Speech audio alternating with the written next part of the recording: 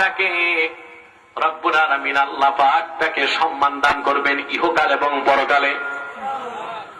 মুত্তাকির সঙ্গে আমার আল্লাহর পঞ্চম চুক্তি, আল্লাহ পাক মুত্তাকি বান্দাকে দুনিয়া থেকে বিদায় দেবার আগেই বেহেশতের খোঁজ খবরটা জানাই দিবেন।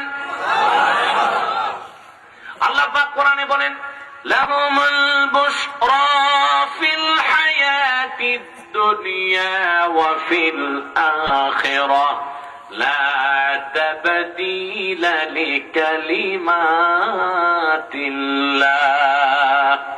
আল্লাহ পাক বলেন, যারা মুত্তাকি আল্লাহকে ভয় করেছে, মুমিন হয়ে গিয়েছে, পরহেজগার মুত্তাকি হয়ে গেছে, আল্লাহ পাক বলেন তাদের জন্য আল্লাহর পক্ষ থেকে খোঁজ খবর আছে দুনিয়া এবং আখিরাতে। জোরে বলেন সুবহানাল্লাহ।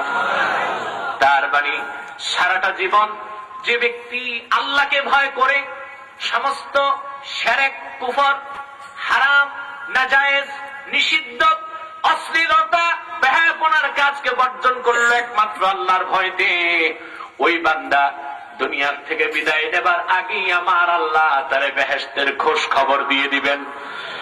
শুধু বেহেশতের খোঁজ খবর দিবেন তাই নয়, আমার আল্লাহ পাক ওই বান্দাকে দুনিয়ার বিছানা ছাড়ার আগেই বেহেশতে তার নূরের বিছানাটা দেখায় দিবে।